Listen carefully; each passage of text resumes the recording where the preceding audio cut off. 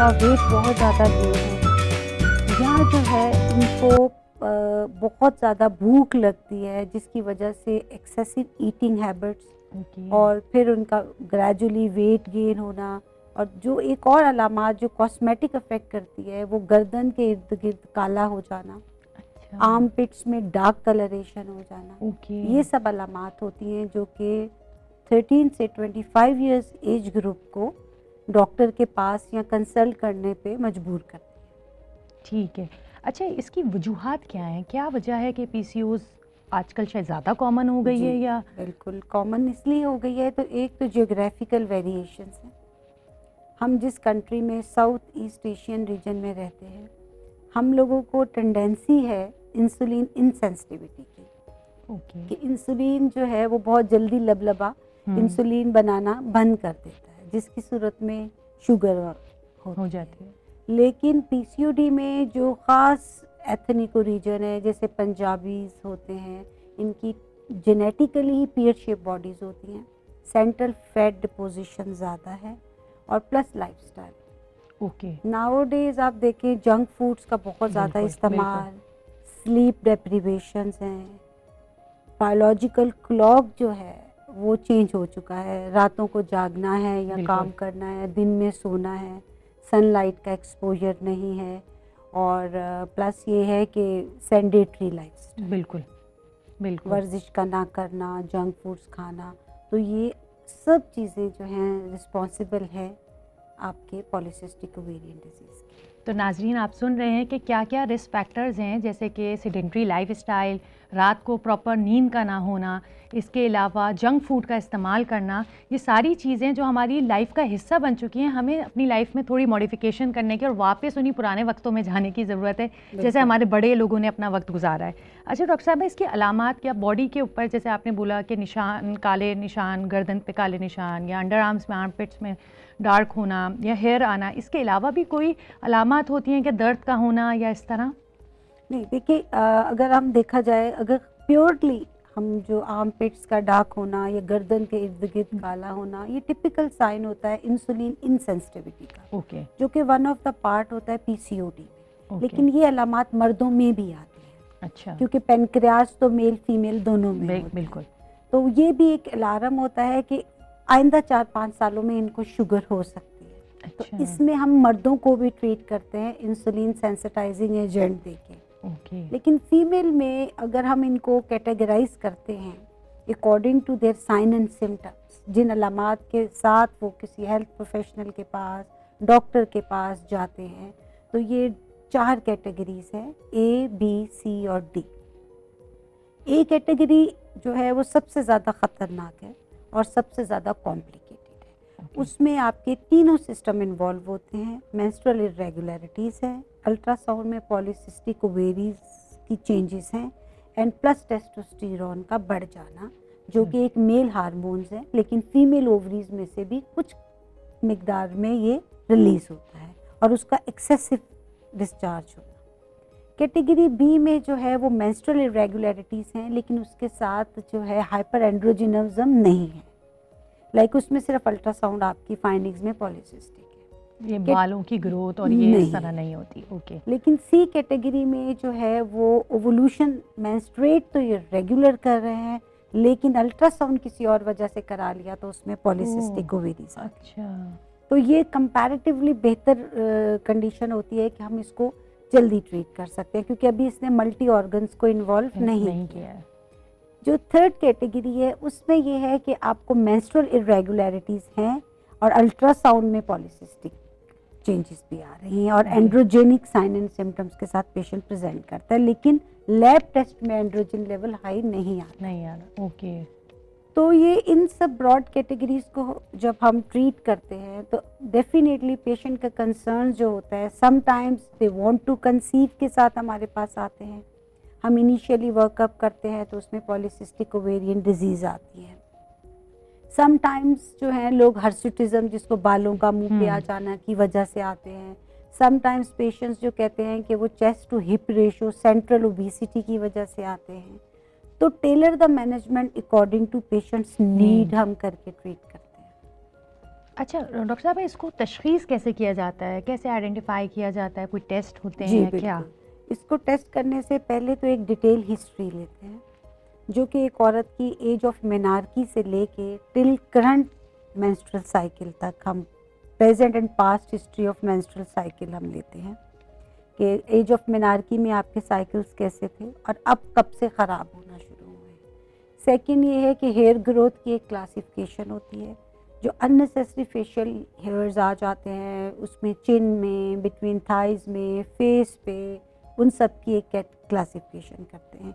ये सब हमारा क्लिनिकल डायग्नोसिस होता है। ओके। एंड सेकंड ये कि हम कहते हैं कि आपका वेट पिछले 6 महीनों से कितना ज़्यादा बढ़ा है, ओवरऑल बढ़ा है या सिर्फ चेस्ट टू हिप रेशो बढ़ रहा है। चौथी चीज़ जो हम देखते हैं वो एकेंथोसिस नेग्रिकेंस है, गर्दन के इर्द गिर्द स्याह रंगत, बगलों का काला होना, ये इंडिकेट करता है कि patients towards the PCOD. Okay. अच्छा डॉक्टर साहब, क्या जो लड़कियां जिनके रेगुलर पीरियड्स हैं, क्या उनको भी अपनी स्क्रीनिंग कराते रहना चाहिए कि कहीं पॉलीसिस्टिक ओवरी तो नहीं देखिए डेवलप हो रेगुलर रही? साइकिल्स में ये है कि अगर तो जैसे मैंने जो क्लासिफाई किया कि दोज क्लास बी जो है उसमें साइकिल तो आपके जो है वो रेगुलर है, लेकिन आपकी हार्मोन्स अंडरलाइंग खराब। तो उस सूरत में देखें जो साइकिल आपके रेगुलर साइकिल्स हैं, उन रेगुलर साइकिल्स में अगर वो बहुत शॉर्ट हो रहे हैं या वो बहुत प्रोलॉन्ग हो रहे हैं, कि अगर आपका 21 डे से कम पे चले गए हैं या एग्जैक्ट 21 है या 35 से 38 से ज़्यादा डेज चले गए हैं, तो उनको मस्ट स्क्रीन करना चाहिए। Is the Okay. First alarm के एनओवुलेटरी साइकिल्स है। ओके। ब्लीड तो यूट्रस कर रहा है, लेकिन द क्वालिटी ऑफ एग जो है वो ख़राब होना शुरू हो गई है। ठीक है। और इसका कोई स्क्रीनिंग का क्या टेस्ट होते हैं या? जी बिल्कुल, इसके स्क्रीनिंग के टेस्ट तो यही है कि अगर कोई इन सब अलामातों में से बिल्कुल।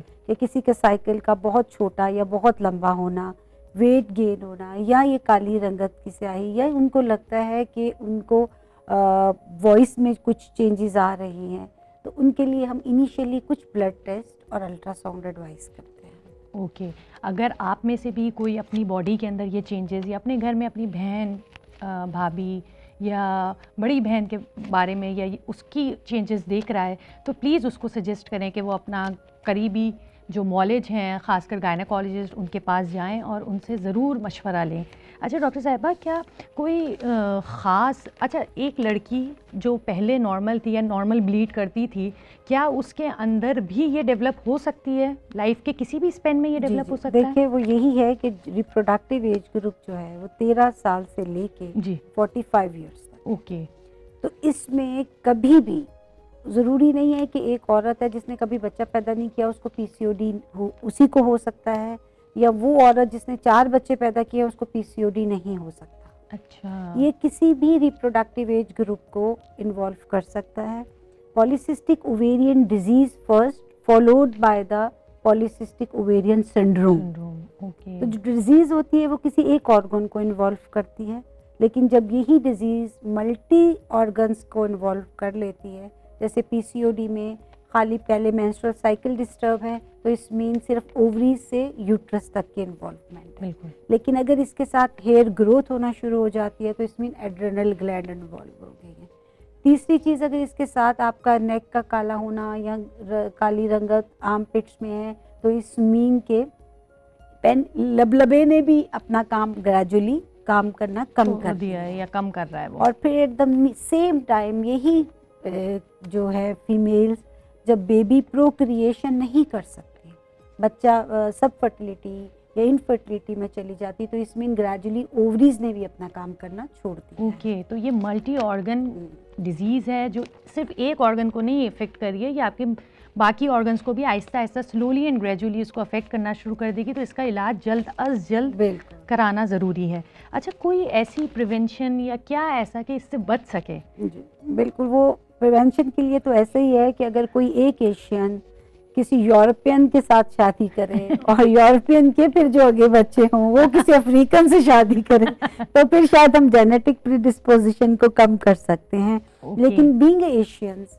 we are a more prone to develop the Okay. hormonal and metabolic disorders. तो बचाव इसका बस लाइफस्टाइल Lifestyle मॉडिफिकेशंस ही हैं, इसके modifications अलावा हैं, कोई कोई चीज़ और नहीं है। बच्चियों को मोस्टली जो है वो रेड मीट, पोल्ट्री मीट से अवॉइड करना चाहिए, ओके। बिकॉज के हम वो आर्टिफिशियली उनको ऑक्सीटोसिन वगैरह लगा के बिल्कुल। कम डेज में 21 डेज के जो है उनको शॉर्ट टाइम करके वीक मुर्गियों में वो करते हैं। प्लस ये कि अवॉइड करें, कार्बोहाइड्रेट्स को कम लें, प्रोटीन्स का इंटेक ज़्यादा करें और खाने से पहले अगर खाली पेट वॉक की आदत को अपनाएं तो lifestyle Okay. Modification is the only solution for the Right. Polycystic ovarian disease. Okay. अच्छा, ये जो पीसीओ जो लोग जिससे सफ़र कर रहे होते हैं, तो उनके अंदर मूड स्विंग्स का बहुत ज़्यादा होना और मतलब जिस्म में जैसे वज़न का बढ़ना, तो ये इनकी ज़िंदगी मतलब नॉर्मल एक्टिविटीज़ पे अफेक्ट कर रहा होता है कि मतलब चिड़चिड़ापन या इस तरह। तो इसको जो मेडिसिन जो पीसीओएस के लिए हम लेते हैं, तो ये चीज़ें यही मेंटेन करती हैं या हम कोई और एक्सरसाइजेज या इस तरह सजेस्ट करते हैं? देखिए बिल्कुल, आप बहुत अच्छा क्वेश्चन है इसमें। देखिए ये सारी हार्मोनल इम्बैलेंस है जिनको बिफोर पीरियड्स मूड स्विंग्स होते हैं और एजिटेशन होती है, बिल्कुल। चिड़चिड़ापन शुरू हो जाता है और फिर फॉलोड बाय पीरियड्स ब्लीड करते हैं। यही एज ग्रुप जब मीनोपॉज की तरफ जाता है तो उनको पीएमएस, प्री मेंस्ट्रुअल सिंड्रोम होता है। एजिटेशन, सांस का घुटना, खिड़कियां खोल दो, हवा नहीं आ रही, नॉर्मल एटमॉस्फेयर में सब सांस ले रहे होते हैं, इनका दम घुट रहा होता है। तो they all are the hormonal changes. Okay. इसका पीसीओ से कोई ताल्लुक नहीं। ये normal physiology of the female है और ये हर औरत को होती है।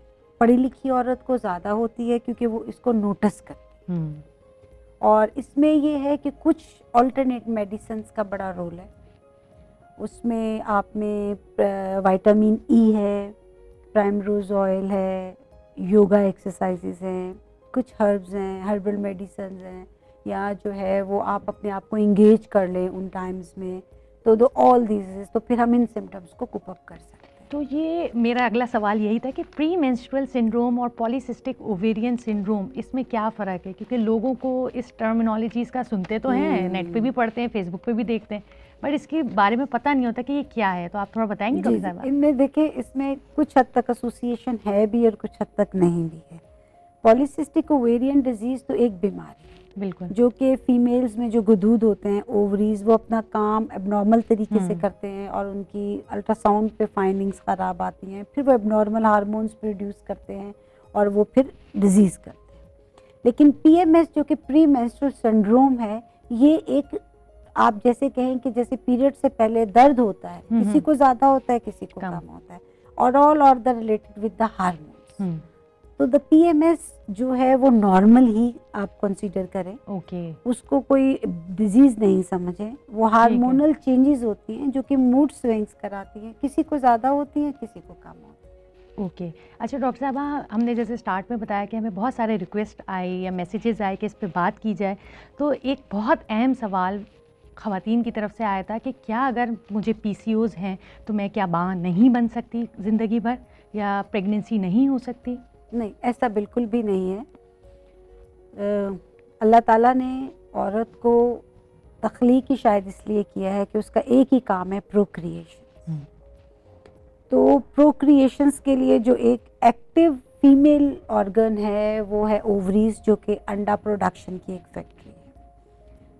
नॉर्मली एक बच्ची जब पैदा होती है और वो 13 साल तक की उम्र में प्रोक्रिएशंस की एज पे पहुंचती है, तो उसकी एक ओवरी 250 अंडों पे मुश्तमिल होती है, एज सिमिलर अदर ओवरी। तो टोटल 500 एग्स औरत के पास होते हैं, जिसमें 1 एग एवरी मंथ रिलीज होता है, and then till the age of 47 years. तो पीसीओडी में क्या होता है कि ये जो एग्स हैं वो प्रॉपरली हर मंथ रिलीज नहीं हो पाते, फिजियोलॉजिकल एंड हार्मोनल इम्बैलेंस की वजह से वो ट्रैप हो जाते हैं। ओके। तो एक महीने में 4-4, 6-6 एग्स जो हैं वो रिलीज हो जाते हैं, जिसकी वजह से द प्रोडक्शन हाउस में एग्स की कमी हो जाती है। तो पीसीओ के लिए हम यही एडवाइस करते हैं कि early detection, early treatment, more chance of the conception. Okay. तो अगर आप जितनी पहले हेल्थ फैसिलिटीज़ अवेल करेंगे, जितनी जल्दी इस चीज़ को ट्रीट करेंगे, उतना ही आपका कंसेप्शन के चांसेस उतने ही हैं। 80% females conceive in a 1 year with regular intercourse, तो पीसीओडी में भी सेम वही होगा। वही होगा। अच्छा, मतलब कोई वो आपके हमल ठहरने के इससे चांसेस को मुतासिर नहीं मुतासर करेगा। अगर इसकी अर्ली स्टेजेस पे डिटेक्शन करके इसकी मैनेजमेंट शुरू कर दी जाए। अच्छा डॉक्टर साहब, काफ़ी ख़वातीन से या माँओं से सुनने में आता है कि भाई बच्ची को अगर पीसीओएस डायग्नोस हो गया, वो गैर शादीशुदा है, तो कहा जाता है इसकी फटाफट शादी कर दो। तो क्या ये इसी वजह से है कि इसके एग्स ना ज़ाया हो जाएं और ये जल्दी कंसीव कर ले? यही है, देखिए नॉर्मली पीसीओडी के जो पेशेंट्स हमारे पास आते हैं, वो कंसेप्शन जो उनकी होती है वो it's a high risk pregnancy, चाहे आइदर उन्होंने दवाई से कंसीव किया है या स्पॉन्टेनियस कंसीव किया है। ओके। बिकॉज उनकी जो अंडरलाइंग हार्मोनल कंडीशंस हैं वो डिस्टर्ब है। बाय चांस बाय लक वो उन्होंने लाइक आप इस तरह समझें कि जो थर्ड एग था ट्राइंग टू रिलीज होने लगा था, उसी वक्त अपॉर्चुनिटी मिली और वो फर्टिलाइज हो गया, इम्प्लांट भी हो गया, लेकिन अंडरलाइंग जो लबलबा ज़्यादा इंसुलिन रेजिस्टेंट हो रहा है या एंड्रोजन ज़्यादा है, प्रोजेस्ट्रोजन की डेफिशिएंसी हो रही है, जो हार्मोनल इम्बैलेंस है, that leads to miscarriage. Okay, तो इन लोगों में मिसकैरेजेस के के चांसेस चांस ज़्यादा ज़्यादा होते हैं। ओह, क्योंकि अगर हेल्दी एग हेल्दी स्पर्म से कंसीव होता है, लेकिन जो उसका बेड है एंडोमेट्रियम यूट्रस वो हेल्दी नहीं है। इसकी मिसाल जैसे ऐसे ही आप ले लें कि हमारे घर में कोई मेहमान आता है तो हम सोफ़ों से चादरें उतार देते हैं, बिस्तर पे बेडशीट्स नहीं बिछाते हैं ताकि एक होस्टाइल एनवायरनमेंट दिया जाए गेस्ट को। तो द सिमिलर जब कोई एक एग फर्टिलाइज होता है स्पर्म के साथ, तो यूट्रस जो है वो बहुत एक गुड एनवायरनमेंट देता है, जो कि ओवरीज से हार्मोन रिलीज होते हैं उसको एक अच्छा मीडियम देने के लिए कि जो एग आए वो आके डिपॉजिट हो जाए और फिर प्रेगनेंसी गुड तरीके से ग्रो करे। लेकिन पीसीओडी के पेशेंट्स में ऐसा नहीं होता। जितना हार्मोन चाहिए होता है वो डिफरेंट फ्रीक्वेंसी से रिलीज हो रहा होता है, क्योंकि multiple eggs preparing for release हो रहे होते हैं। तो that's why the more chance of pregnancy loss in PCOD. Okay. और अगर फर्स्ट ट्राइमेस्टर में प्रेगनेंसी लॉस नहीं हो गई, ग्रो कर गई by chance with the grace of almighty, तो the risk of development of the baby sugar, hypertension, obstetrical cholestasis जो कि प्रेगनेंसी में पीलिया हो जाता है, वक्त से पहले अवल नाल का छोड़ देना जिसको एब्रप्शो प्लेसेंटी कहते हैं, प्री टर्म लेबर, ये सब चीज़ें एसोसिएट होती हैं those who conceive with PCOD. Okay, तो ये तो बड़ी डेंजरस बात है कि मतलब जो ख़वातीन हमें सुन रही हैं और अगर वो पीसीओएस का शिकार हैं और वो चाहती हैं माँ बनना, तो पहले वो पीसीओएस को रिजॉल्व करें एंड देन ऐसी सब बच्चियां जो के पास में पीसीओडी की पेशेंट रही हैं या उन्होंने पास में ट्रीटमेंट ली है, नाउ वो जो है वो अपने रेगुलर फेजेस में है, ट्राइंग टू कंसीव, शादी हो गई है, ट्राइंग टू कंसीव करना चाहती हैं, तो वो pre pregnancy 3 months before pre pregnancy अपनी एवेल्युएशन करवाएं। ओके, तभी एक हम 100% रिजल्ट्स दे सकते हैं। अच्छा, मतलब कि बिफोर प्लानिंग अ बेबी अगर आपको पता है कि आपको पीसीओएस थी या हैं, तो पहले आप डॉक्टर से चेकअप में रहें and then plan a baby. क्योंकि उसमें देखें हर माँ को फॉलिक एसिड तो हम वैसे ही रूटीन में ही देते हैं, लेकिन इसके साथ फिर हम सीरम इंसुलिन चेक करा लेते हैं और इस थोड़े से बेसलाइन रीनल फंक्शंस चेक कराते हैं ताकि हमें एक baseline status of the organs पता हो। अच्छा डॉक्टर साहब, इसका मुकम्मल इलाज तो है ना, पीसीओएस का एग्जिस्ट करता है कि मतलब एक पेशेंट में आइडेंटिफाई हुआ फिर उसका ट्रीटमेंट किया तो ये वक्ती ख़त्म होती हैं ये पॉलीसिस्टिक ओवरी, या ये परमानेंटली ख़त्म हो जाती है चीज़? देखिए परमानेंट तो इसको हम यही कहेंगे कि अगर तो पॉलीसिस्टिक ओवेरियन डिजीज़ है तो एक आध ऑर्गन को इन्वॉल्व किया हुआ है तो हम उसको टारगेट करके उसको क्योर करने की कोशिश करते हैं। ओके, लेकिन वंस ये सिंड्रोम बन जाता है कि वो लबलबे को भी इन्वॉल्व कर रहा है, आपकी स्किन को भी कर रहा है, प्लस आपको हेयर ग्रोथ्स भी है, तो इस सूरत में वेरी डिफिकल्ट उसमें है कि परमानेंट ट्रीटमेंट क्यों नहीं है कोई इसका। उसमें जैसे एक सिंपल एग्जांपल हाइपर एंड्रोजिनिज्म की आप ले लें कि उसमें फेशियल ग्रोथ्स का मर्दों की तरह जैसे दाढ़ी आ जाती है, औरतों के ऐसे आ जाते हैं, तो उसके लिए देखें वो tailor the management according to patients need होता है। For example 25 years old girl है, मैरिज कर लिया उसने, अब उसको हाइपर एंड्रोजनिज्म है जिसमें फेशियल उसकी ग्रोथ है। हमारे पास प्री कंसेप्शन या प्री प्रेगनेंसी क्लिनिक्स में आती हैं, तो हम उनको 1 ईयर का टाइम ड्यूरेशन देते हैं।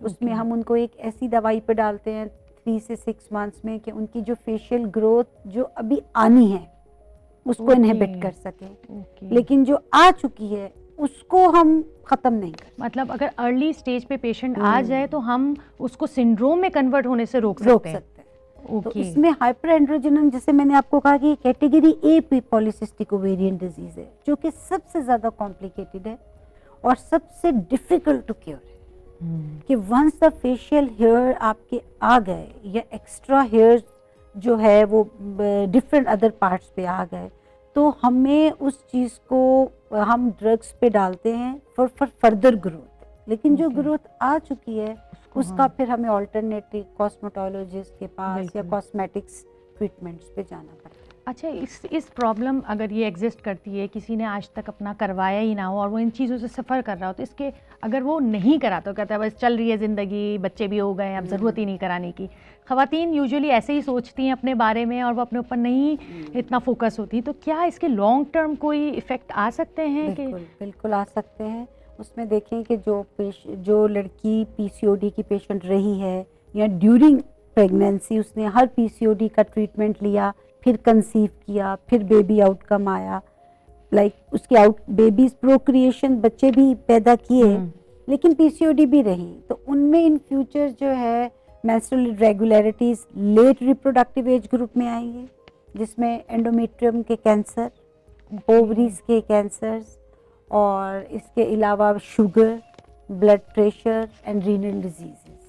ये बहुत कॉमन है इस पीसीओडी के पेशेंट्स के लॉन्ग टाइम कॉन्सिक्वेंसेस। तो यानी हम यहाँ पे ये अपने नाज़रीन को मैसेज देंगे कि जो पीसीओ से शिकार रही हैं ख़वातीन, अब ओल्ड एज की भी हो गई, तो वो अपनी स्क्रीनिंग कराती रहें, ओवेरियन कैंसर के लिए, यूट्राइन कैंसर के लिए। इसमें मैं थोड़ा सा आपको ये एक्सप्लेन कर दूं अपने नाज़रीन को भी कि देखें पॉलीसिस्टिक ओवरीज का मतलब ये है कि ओवरीज जितनी दफ़ा रप्चर होगा अंडा, उसकी जो लेयर है वो उतनी दफ़ा रप्चर होगी, फटेगी।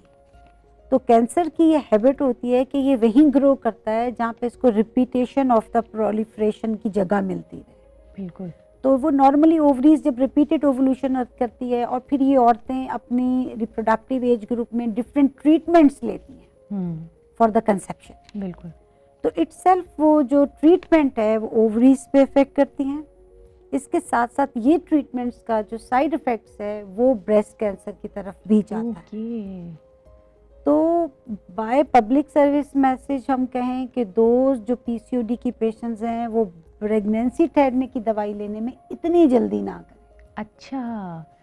कि उनका एम सिर्फ प्रेगनेंसी नहीं होता, हम पहले अंडरलाइंग उनके हार्मोन्स को सही करें। जब वो बॉडी उन हार्मोन्स के नॉर्मल लेवल्स पे आके काम करना शुरू कर जाए, फिर हम उनका देखें कि बॉडी एग का क्या रिस्पॉन्स आता है फॉर द कंसेप्शन। अगर तो हार्मोन्स आप ठीक कर लेते हैं और नॉर्मल ओवरीज अब ओवुलेशन होना शुरू हो जाती है, तो there is no need for the ovulation induction. ये नेचुरली इनको चांस होता है कंसेप्ट। असल में हम लोगों के यहाँ इतना सोशल प्रेशर होता है सराउंडिंग का, रिश्तेदारों का, कि इतनी दफ़ा पूछा जाता है शादी के 1 साल के अंदर ही अंदर कि ख़वातीन फिर झुंझला जाती हैं और वो चाहती हैं कि वो जल्द से जल्द कंसीव कर लें। तो इस वजह से फिर वो चाहती हैं कि फ़ौरन हो जाए, वो इंजेक्शन थेरेपीज़ और उनके ऊपर चली जाती हैं। तो जो भी हमें सुन रहे हैं इस टाइम पे, काइंडली जो आपके सराउंडिंग में ऐसी ख़वातीन हैं जो अभी कंसीव नहीं कर सकी हैं या वो कोशिश कर रही हैं, तो काइंडली उनको पोक ना करें, उनको तंग ना करें, बार बार ये सवाल ना पूछें उनसे, क्योंकि वो ख़ुद एक इमोशनल टर्मोइल से गुजर रही हैं। वो ख़ुद जानती हैं कि वो कितना ज़्यादा चाहती हैं कि उनका बच्चा हो, लेकिन वो नहीं हो रहा है। तो आप उसको बार बार पूछ के शर्मिंदा ना करें, उसको बिल्कुल प्रेशराइज ना करें कि वो जाके ये ट्रीटमेंट्स लेना स्टार्ट कर दे। ऐसा ही है। ठीक है ना। अच्छा डॉक्टर साहिबा, बहुत सारी लड़कियां ये जानना चाहती हैं कि क्या पीसीओज आर द कॉज, कि जो पीसीओज वाली खवातीन होती हैं उन्हीं के ट्विंस होते हैं, क्योंकि मल्टीपल एग। ये बहुत अच्छा आपने सवाल किया। Basically PCO directly not cause the twin pregnancy. Okay. होता क्या है कि जब आर्टिफिशियली एग बनाने की दवाई देते हैं तो जो ट्राइंग फॉर द रिलीज हो रहे होते हैं, तो जो ओवोल्यूशन इंडक्शन हम करते हैं उसका साइड इफेक्ट ट्विन प्रेगनेंसी है। ओके, तो क्योंकि एडेड आपको मिल जाता है फिर एक बेबी। तो उसमें ओवोल्यूशन इंडक्शन का जो हम देते हैं तो वो एक एग तो आप रिलीज करवा रहे हैं उस दवाई के थ्रू, दूसरा जो ऑलरेडी ट्राइंग फॉर रिलीज होना चाह रहा था तो उसको एक पुश मिल जाता है, तो at a time 2 egg release होते हैं ओके। और वो अपॉर्चुनिटी मिलती है, तो मतलब फर्टिलाइज हो जाते चांसेस हैं। ऑफ हैविंग ट्विन प्रेगनेंसी ज़्यादा होते हैं इन ज़्यादा खवातीन होते के हैं। अंदर।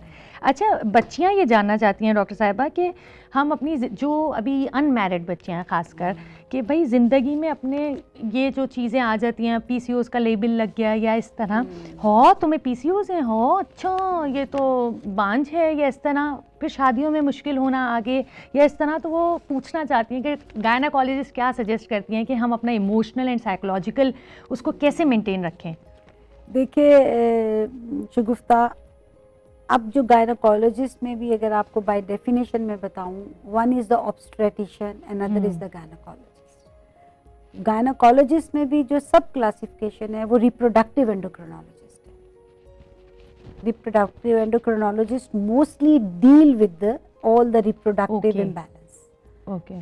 तो द बिजी ऑब्स्टेट्रिशियंस जो कि डिलीवरीज में इंगेज होती हैं, जो कि सिजेरियंस में इंगेज होती हैं, वो शायद वो एम्पैथी या सिंपैथी ऐसे पेशेंट्स को नहीं दे सकती जो कि एक रिप्रोडक्टिव एंडोक्रिनोलॉजिस्ट जो है उनके सेशंस ले सकती है, उनको साइकोलॉजिकली ट्रीट कर सकती है, because the all are the psychologically जो इम्पैक्ट है हार्मोनल इम्बैलेंस का वो ब्रेन से कंट्रोल होता है ओवरीज को। हाइपोथैलेमिक पिट्यूटरी ओवेरियन एक्सिस, ये पूरा एक पाथवे है।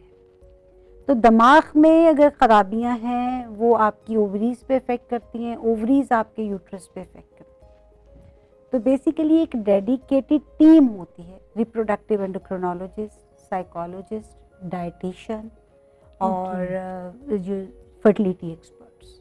ओके। तो जैसे पॉलीसिस्टिक ओवेरियन डिजीज एक सिंड्रोम जब हो जाती है तो मोर देन वन ऑर्गन, तो similar more than one doctor okay to deal with such kind of patients. Okay. And पांचवा आप ऐड ऑन कर लें कॉस्मेटोलॉजिस्ट। हाँ, क्योंकि अगर हेयर ग्रोथ हेयर है है या या वो सब एक्नी है ये सब। तो डॉक्टर आयशा, आप यहाँ से इस प्लेटफॉर्म की उससे क्या मैसेज देंगी, क्या प्रिवेंटिव उसके लिए कहना चाहेंगी कि लोग इससे किस तरह बच सकते हैं, जो आपने स्टार्ट में भी बताई जी, चीज़ें जी, कुछ बिल्कुल। बेसिक। मैं तो पहले बहुत शुक्रिया अदा करूंगी कि आप लोगों ने मुझे मौका दिया, और इससे देखिए ये पब्लिक सर्विस मैसेजेस होते हैं, पब्लिक अवेयरनेस होती है, बिल्कुल, और लोग इसके बारे में बात करने में आर महसूस करते हैं। तो वो सब गर्ल्स कॉलेज गोइंग है या हाउस वाइफ्स हैं जो कि इन सब अलामात का शिकार हैं, बिल्कुल किसी भी एक की तरह, तो वो हेजिटेट नहीं करें। पहले सबसे पहले अगर आपके पास डॉक्टर के पास जाने का टाइम नहीं है या आप नहीं जाना चाहती, तो सबसे पहले आप अपना वेट रिडक्शन करें। ओके। अपना हाइट एंड वेट से बीएमआई कैलकुलेट करें। देखें किसी भी पार्क में हर जगह आपको वेट मशीन मिल जाती बिल्कुल। है, उनका भी भला हो जाएगा कि वो आप यूज़ कर रहे हैं। अपना वेट करें। अपना अगर आपका वेट ज़्यादा है तो खुद ही डाइट मॉडिफिकेशन करके, कैलोरीज काउंट करके अपना वेट रिडक्शन। अब तो मोबाइल ऐप्स में सारी एप्स आ चीज़ें जाते अवेलेबल हैं। हैं। Weight reduction is the only solution. Okay. फिर सेकंड, आप जंक फूड्स इन सब से अवॉइड करें।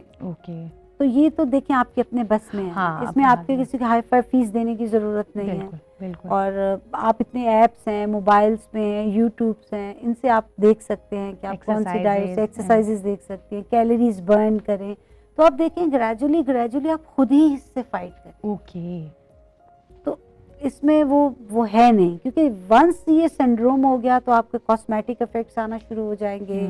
आपके और भी बहुत से, जैसे आपने देखा होगा कि कुछ लोगों को 30 साल की उम्र में एक्नी हो जाती है, बहुत ज़्यादा। तो वो कहते हैं कि भाई ये पता नहीं मुझे क्यों हो गई है। तो ये वो पीसीओ वाले एज ग्रुप्स हैं जो कि लेट रिप्रोडक्टिव एज में प्रेजेंट करते हैं। ओके। तो ये भी एक पहला साइन होता है। सही। तो आपसे यही है कि पब्लिक, आप अपने जो स्टूडेंट्स हैं, जो आपके इमीडिएट, बल्कि आपके जो कुलीग्स हैं जो सब इस मसले से शिकार हैं, आप उनको एडवाइस करें कि weight reduction is the only solution for Okay. Fight with the PCOD. Okay, ये आज का बहुत अहम मैसेज है कि वज़न की कमी करना या वज़न को कम करना सबसे पहला स्टेप है फॉर ट्रीटिंग द पीसीओ और फाइटिंग अगेंस्ट द पीसीओज़। नाजरीन, गुफ्तगू आपने सुनी। हम उम्मीद करते हैं कि इस बीमारी के बारे में आपकी इन्फॉर्मेशन में इजाफ़ा हुआ होगा और आप भी अपने अतराफ़ में इसके हवाले से मज़ीद आगाही ज़रूर फैलाएंगे। अगर आपको हमारा आज का शो पसंद आया तो हमें अपनी राय से ज़रूर आगाह करें और मज़ीद ऐसी इन्फॉर्मेटिव वीडियोज़ देखने के लिए हमारे चैनल को सब्सक्राइब करें, क्योंकि अब सिर्फ सेहत की बात होगी हर घर में। आज के लिए इतना ही। अपनी होस्ट को दीजिए इजाज़त। अगले प्रोग्राम में फिर मुलाकात होगी।